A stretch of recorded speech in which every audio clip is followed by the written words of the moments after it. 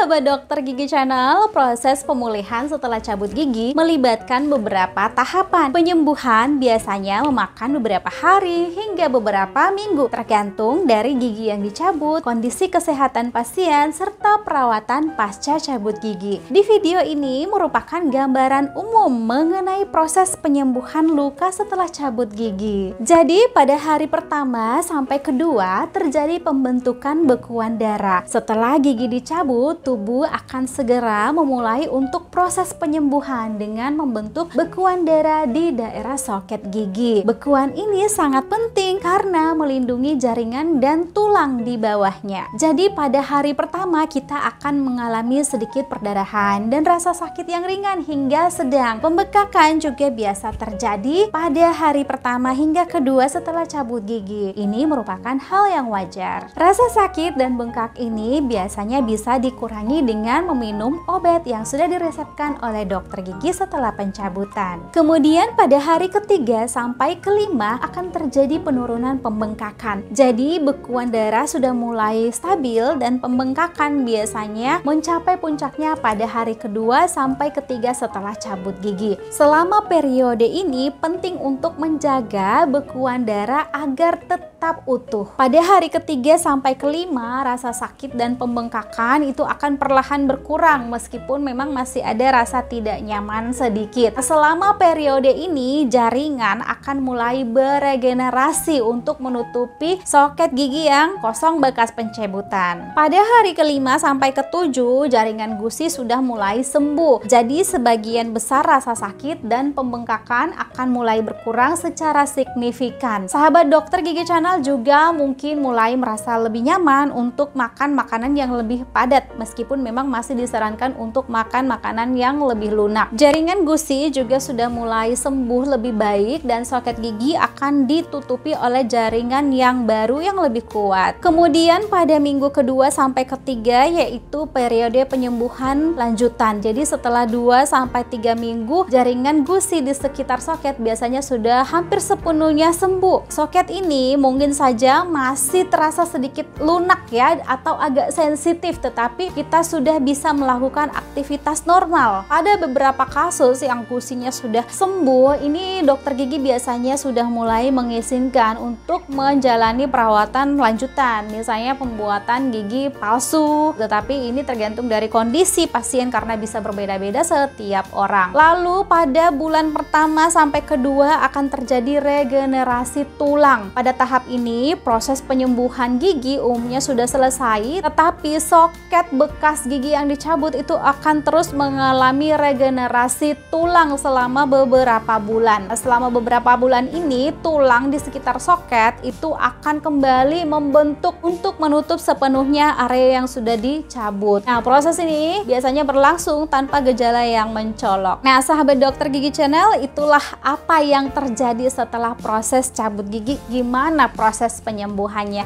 Semoga video ini bisa bermanfaat bagi kita semua. Sampai jumpa di video berikutnya. Bye-bye.